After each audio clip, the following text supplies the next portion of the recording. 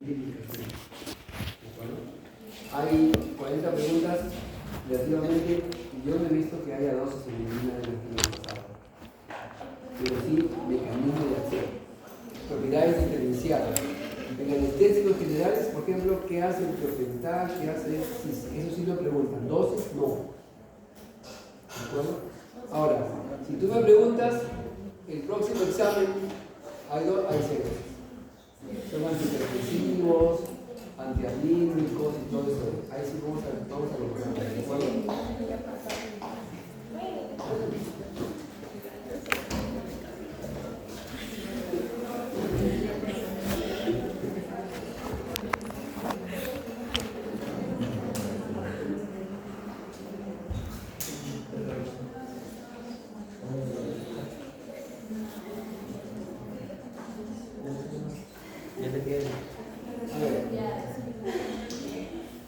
Primero considerar que la farmacognomia de un paciente está alterada siempre y cuando yo dé un medicamento, como habíamos comentado, con el diagnóstico correcto, en la cantidad correcta, por la vía correcta y bien utilizada.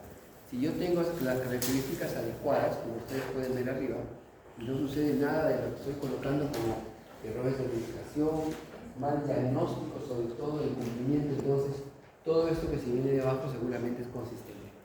Si tengo errores, si le doy un antibiótico para sus vías urinarias que no corresponde y sigue el paciente con síntomas de infección, yo fallé en el diagnóstico aquí arriba, ¿de acuerdo?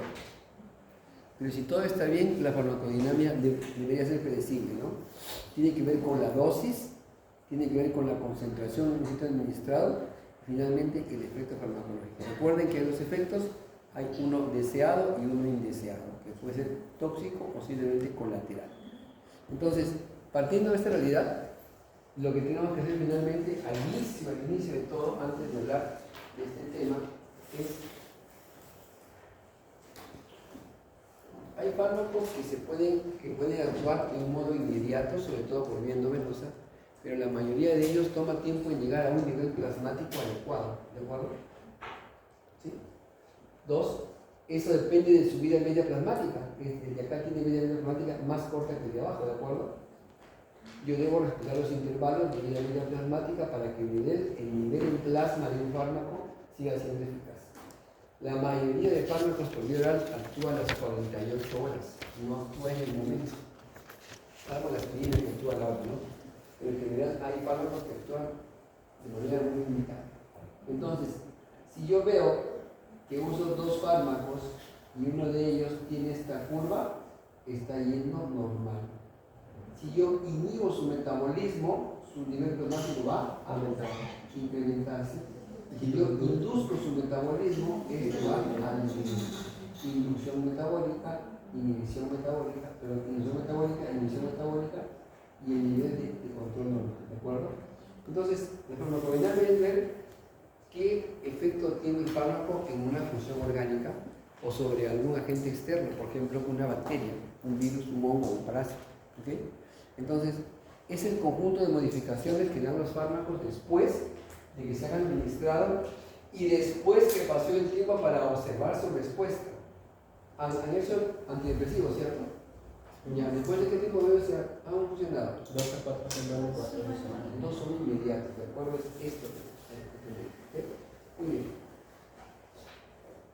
Los resultados pueden ser todos estos: estimulación, depresión, irritación, reemplazo, sobre todo un reemplazo hormonal, una acción permisiva o una acción infecciosa que ya hemos comentado, se debe a la presencia de cuerpos externos. Miren las diferencias, por favor, entre el efecto colateral y el efecto tóxico. Colateral, generalmente se sabe cuál es. Hoy ya vimos antihistamínicos. ¿Cuál es el efecto colateral de los antihistamínicos? El sueño. ¿Eso lo espera? Sí. ¿Me va a matar al paciente? No. Es una acción inesperada y una consecuencia de la dosis que finalmente expone al organismo a una respuesta inadecuada y afecta sus funciones biológicas. Y letal cuando te matan, ¿de acuerdo?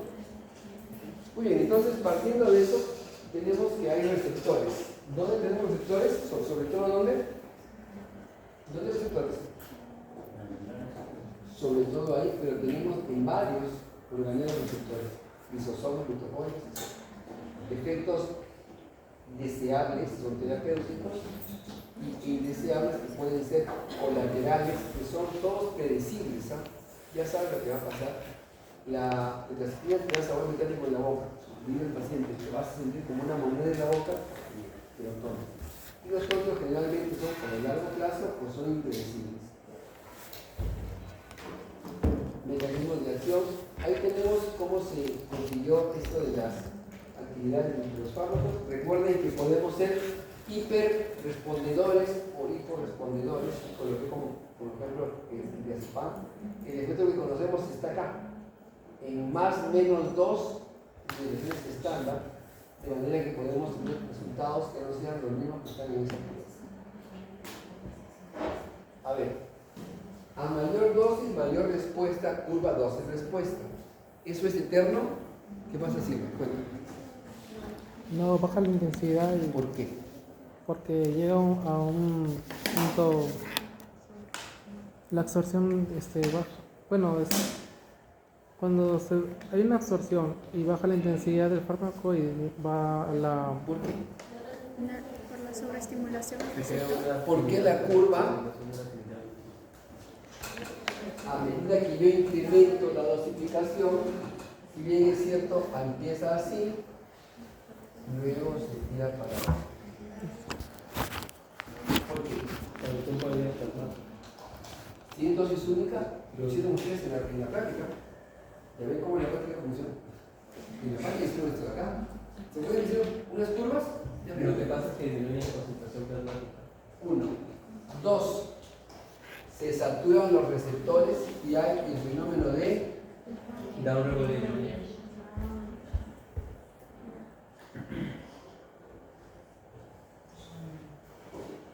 ¿de acuerdo?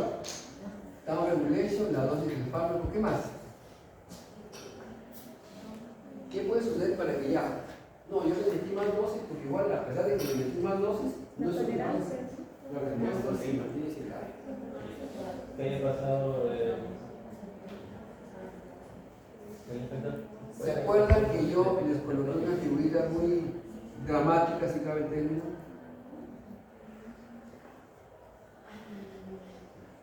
Entro como un agonista, agarro 3 receptores, hago una respuesta así. Si aumento la dosis, te agarro estos de acá más, la curva ya sería así. Si le meto más, sería mucho más grande la curva. Pero ¿qué pasa luego de que ya tengo los receptores? Ninguno más se estimula y la tendencia es a que el paciente agotamiento de receptores de reserva. ¿Se acuerdan? Esos que quedan pendientes para ser activados se pueden agotar. Esa curva cae por eso. Entonces, la curva dosis-respuesta lo permite interpretar no solo los fenómenos farmacodinámicos, pero también los fenómenos farmacocinéticos que estamos comentando ahora. Ahí tienen ustedes las curvas, ¿ven? A mayor dosis, mayor efecto, pero en el tiempo generalmente se cae de manera diferencial. Ahí vieron la curva, la variabilidad y las definiciones más, ¿cuáles eran? Potencia, ¿qué más? Afinidad, ¿qué más? Eficacia. Eso vamos a ver.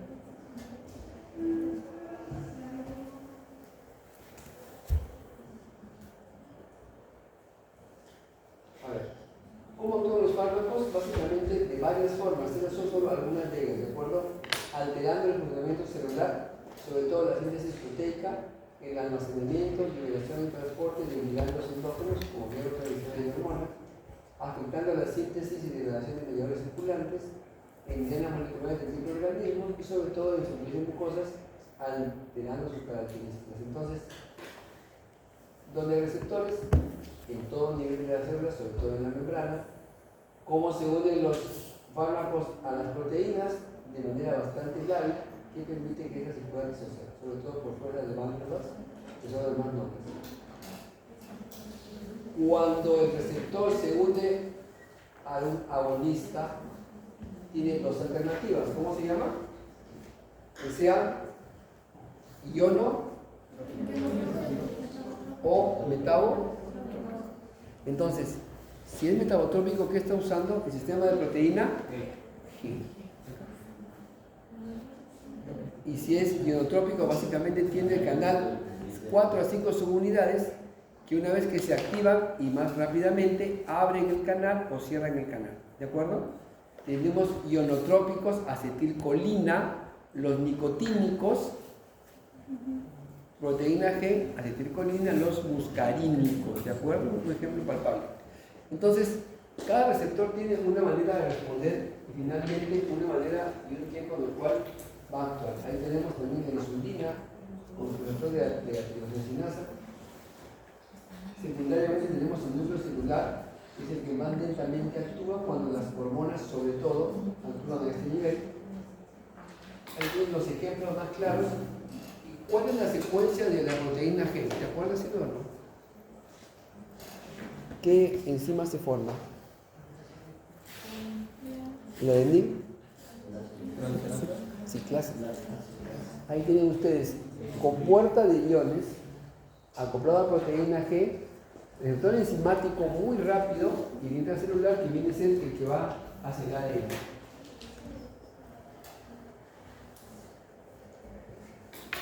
Conceptos relativos a esto tenemos estos de acá. Hiperactividad, dosis bajas e inusuales que generan el efecto farmacológico. Hipersensibilidad tiene que ver con alergia, no con hiperrespuesta, ¿de acuerdo? La hiporreactividad tiene que ver que dosis grandes de fármaco son requeridas para el tratamiento terapéutico. Y la tolerancia, ¿esto qué fenómenos tiene inversos la tolerancia? Resistencia y taquifilaxia. ¿No? ¿Qué fenómenos tiene inversos de la farmacocinética en la tolerancia? El amigo sí baja tolerancia a su fármaco que está tomando para las convulsiones. Down regulation. Uno. ¿Y el otro? Up regulation. No. ¿Por qué bajó la eficacia? Down regulation. ¿Y la otra?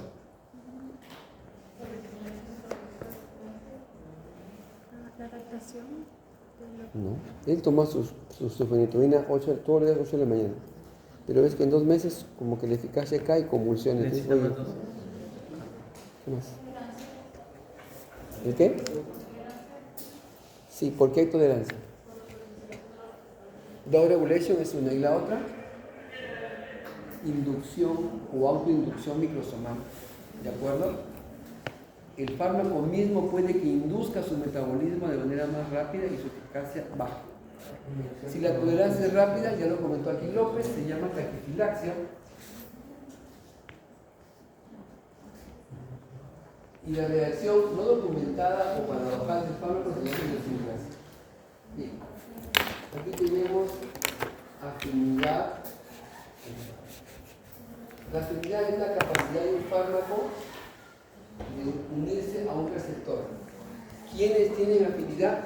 Todos los fármacos, antagonistas, agonistas, todos, ¿de acuerdo? La diferencia en que está en la eficacia.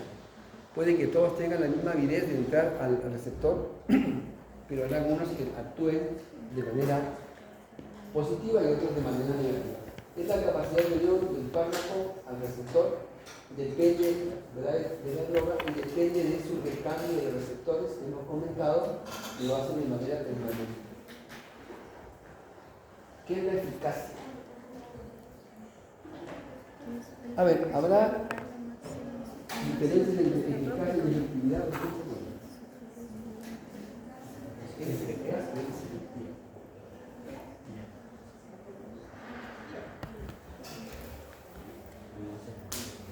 A ver, las enfermedades congénitas. Se toma un par de pastillas para bajar la presión y para bajar la presión. Toma media pastilla y bajar la presión. ¿Cuál es la eficacia? Vamos a decir la de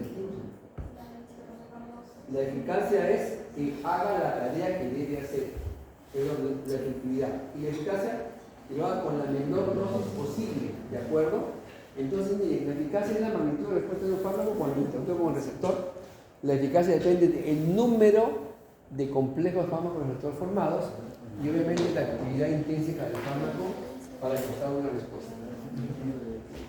Eficacia es la capacidad de producir una acción físico-química o físico-farmacológica después de que se da el fármaco, ¿de acuerdo? Entonces, eficacia es hacerla con la menor cantidad de dosificación en el tiempo y también en el menor tiempo. En cambio, efectividad es, de todos modos, eso sucede, aunque la dosis sea más alta. ¿Qué es potencia de un fármaco? Si yo conseguí que te baje la presión con 1 miligramo del fármaco X y después te lo retiro y te doy el fármaco B, pero con 5 miligramos consigo lo mismo, ¿cuál es más eficaz? ¿Cuál es más potente? Este, ¿de acuerdo? O sea, el efecto deseado se obtiene con menores concentraciones. Es una medida necesaria para la cantidad de fármaco que surte el efecto deseado. ¿De acuerdo? Miren, el fármaco A es más potente que el B, rápidamente llegó al 50%, ¿de acuerdo? El fármaco B es más potente, es menos potente que el A, pero es más potente que el C. ¿Se dan cuenta del corte que tenemos aquí arriba? ¿Okay? Potencia, efectividad, eficacia y afinidad, conceptos de fármaco.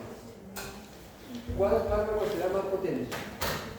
El X o el Y. Pues diga más rápido, a la concentración eficaz 50, ¿no es cierto? Tenemos ahí que la trabajamos. ¿Qué pasa después de que hay una interacción fármaco-receptor? Eso lo preguntamos, fue en la clase pasada. Se juntan, a ver, ¿y qué sucede? Esta es la curva que habíamos dibujado en la clase.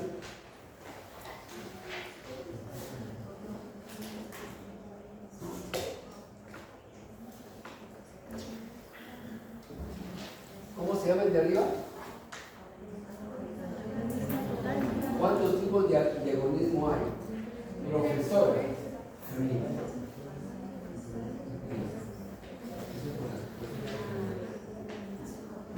A ver, si un receptor tenemos acá, a ver, miren, yo tengo acá la célula,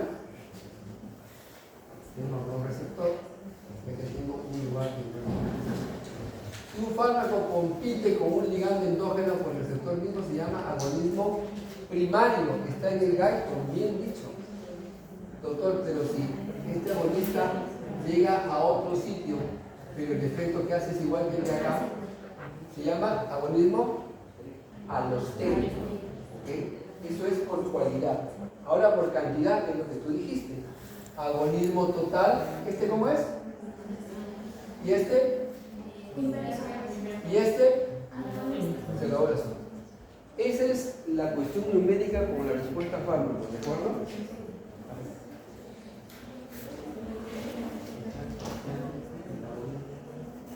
Recuerden que según la diana molecular activada, se da la respuesta en el tiempo.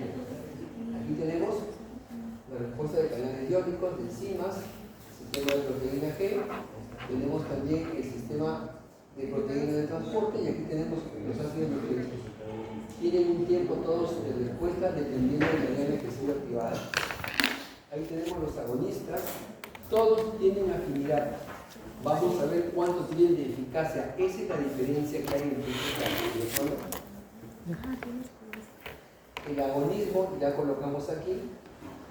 Recuerden que el que se pelea con un ligando endógeno se llama primario y el que se pelea, no se pelea con él, se llama agonista alostérico.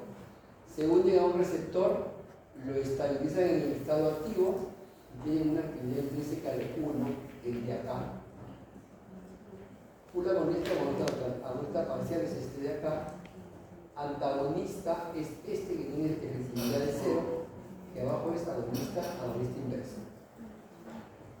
¿Perdón? Agonista parcial, ¿de acuerdo? Entonces, otra cosa que les comenté. Si tenemos aquí un receptor y tenemos un agonista total y un agonista parcial, el agonista parcial se podrá comportar como un antagonista competitivo. Entonces nunca mezclar agonistas totales y parciales en un solo tratamiento porque esto se convierte en un antagonismo. Predomina este de acá, pero su selectividad va a ser menor. ¿De acuerdo? Bien, entonces, agonista parcial tiene mayores actividades intrínsecas que 0, pero menores de 1. y actúa en una cantidad mayor de receptores para generar una respuesta significativa. ¿Ok? Ahí tienen ustedes el agonista A y el agonista B. Miren cómo se unen estas zonas con los receptores y finalmente tienen la conexión muscular lisa. Otro agonista total que tenemos aquí, este es más potente que el amarillo y ambos son más potentes que este que tenemos acá, elevado al menos 1. Agonista inverso, ya hemos colocado de que estabiliza en la forma inactiva al receptor, de modo que no es igual que el antagonismo, que solo lo bloquea, sino que tiene una actividad, disminuye el número de receptores activados por debajo de lo observado en ausencia del fármaco. Tiene un estado negativo en general de su expresión algebraica. Ahí tienen ustedes la cuantificación de esto. Antagonismo de cuántos tipos tenemos? De 3, competitivo, no competitivo e incompetitivo. Podrían ser todos reversibles o irreversibles. Acá está el antagonismo. Cuando digan que es 0, se debe básicamente al antagonismo competitivo, ¿de acuerdo? Cuando no tenemos presente una agonista. Competitivo, yo lo tendría por ningún lugar. Acetilcolina, atropina y lo que han visto en órganos fosforados. ¿Okay? ¿Cómo lo revierto? Aumentando la dosis de uno de los dos ligandos. Aumento la dosis del agente competitivo y finalmente desplazo al agonista principal. Pseudo irreversible, yo actúo inclusive. Si hay un fármaco que ocupe este receptor mucho tiempo y se tome demasiado espacio para liberarse, puede que este antagonice a un agonista normal que llega después en el tiempo. Se llama antagonismo pseudo irreversible o también no competitivo. Igualmente, si yo tengo una zona de interacción con el receptor que lo puede modificar, se llama también antagonismo no competitivo. ¿De acuerdo? Ahí está el alostérico, que está llevado no competitivo, ¿de acuerdo? Yo actúo acá y bloqueo esta zona o modifico el lugar de anclaje del agonista total. Ahí tienen ustedes el agonista competitivo y el no competitivo. Generalmente el competitivo tiene una mejor eficacia para tratar de bloquear los efectos agonistas totales. A ver, si yo le doy al receptor y le doy tanto y cuanto que finalmente origino que el receptor, entre comillas, se proteja. ¿Sabes qué? Ahora respondo que se acabó. Te deja esta parte de respuesta y si lo sigues fastidiando, esta parte de acá irá hacia adentro y la de acá irá hacia afuera. ¿Cómo se llama esto? El cambio de receptores. El receptor puede girar aquí en la membrana celular y la parte externa colocarla hacia adentro para que se regenere y la parte interna girarla hacia afuera para que tenga mejor actividad. ¿De acuerdo? Es importante esto en el fenómeno de down regulation y up. En medicina son básicamente útiles los down regulation que generan que haya una posible tolerancia en el tiempo. Tienen la curva plana y la curva sinuoidal que tiene que ver con esto. Nuevamente la curva plana que depende de la dosis. Yo coloco una dosis pequeña y cuando desaparece, dosis grande. Y dosis mucho más grande que si se dan cuenta se prolonga en el tiempo. Recuerden que la curva dosis respuesta y esto que tenemos aquí viene de la mano con los factores que permiten que permanezca más tiempo el fármaco actual. A ver. La traducción tiene básicamente dos características: amplificar señales pequeñas y sobre todo protege la célula de una estimulación excesiva.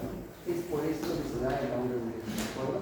Y los receptores se desensibilizan, que sería el nombre en castellano de la down regulation. Ahí tenemos de qué depende la necesidad del efecto farmacológico ocupado por los receptores, la fracción de droga libre, cinética del cambio de receptores, a mayor sea, el efecto va a ser mayor para los receptores más nuevos, entre comillas, la cantidad de droga y sobre todo la arena molecular, cuál ha sido, para ver en qué tiempo actúa y en qué intensidad podemos esperar la respuesta.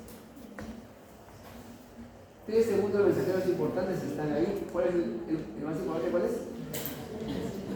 ¿Cuál es su hermano? ¿Que no está ahí? El GMP cíclico también, ¿no es cierto? Tenemos luego el hidroxilo trifosfato que tiene que ver con el calcio, que lo moviliza y puede activar otros sistemas de enzimas. Y tenemos que ver con el desequiserol, que activa proteínas quinasas como parte de la respuesta final al estímulo farmacológico. Ahí tienen un canal de sodio, ¿de acuerdo? Activado por lo que es flujo y voltaje. Está activado básicamente el canal de la glicolina, sobre todo el receptor muscarino. Perdón, glicolina. El sistema de proteínas G, ¿cómo se activa? Terminamos. Llega el receptor, llega acá el ligando, interactúa con el receptor, luego de ello se da una respuesta que va en estos niveles. Miren, una vez que actúa acá el ligando, ¿qué sucede? ¿Qué se libera? ¿Qué se libera? Vamos. Esto es nuestra clase. Llega el receptor. En el segundo punto, se une a este complejo formado del receptor con la proteína G. ¿Quién se une? El GTP y se vuelve GDP, ¿no es cierto? Acá hay un fosfato. Este fosfato posteriormente va a ser empleado para que se transporte la molécula que se ha formado hacia la proteína G, la que finalmente va a formar la adenosiclasa. Miren, paso 1. Paso 2, GTP pasa a GDP. Este lugar estuvo ocupado por la GDP, ¿no es cierto? ¿Qué pasa cuando se activa el receptor? Es desplazada la GDP por el GTP. Y el GTP es el que te lleva esa molécula de proteína G a unirla con la adenosiclasa. Produce la adenosiclasa, esto produce AMP cíclico y finalmente luego de la actividad, esta retorna a la zona original. Todo esto se llama sistema de proteína G, que explica la acción farmacológica. Y ahí tienen ustedes algunos segundos mensajeros importantes, ¿no? AMP cíclico, GMP cíclico, inositol trifosfato, diacilglicerol y también algunos aminoácidos. Ácido araquidónico. Pide que ese trifosfato tiene básicamente actividad sobre lo que es la liberación de ion de calcio. ¿Qué modifica la parte farmacológica de la respuesta? El peso, la masa magra, la edad de los pacientes, el sexo, la patología metabólica o la patología excretora, la idiosincrasia, reacciones no documentadas, el uso crónico de fármacos, ¿de acuerdo? Y obviamente tenemos también la polifarmacia, que es muy importante en este punto. Ahí tienes fármacos que modifican la acción de otros fármacos en el receptor, antidepresivos y neurolépticos. Antidepresivos han hecho la clase con Cárcel, ¿no? Sí. Ya. Él ha colocado en la clase algunos antidepresivos con características propias, así muy separadas. Esto sirve para esto, sirve para aquello. ¿Está en la clase? Más o menos. Ya, eso preguntamos. Son preguntas muy directas, muy coherentes. Tenemos también el sistema de aspirina warfarina, que también tiene interacción que eleva el nivel plasmático de los fármacos, intensifica la eliminación, el metabolismo, factores genéticos ambientales que tienen que ver sobre todo con el metabolismo, la caída del flujo sanguíneo hepático en patologías vasculares y en insuficiencia hepática. ¿Ok? Entonces, esto lo comentamos al final de la clase. Hagan un reposo de 5 minutos, por favor. Seguimos con el ejercicio. ¿Alguna pregunta? ¿Alguna duda?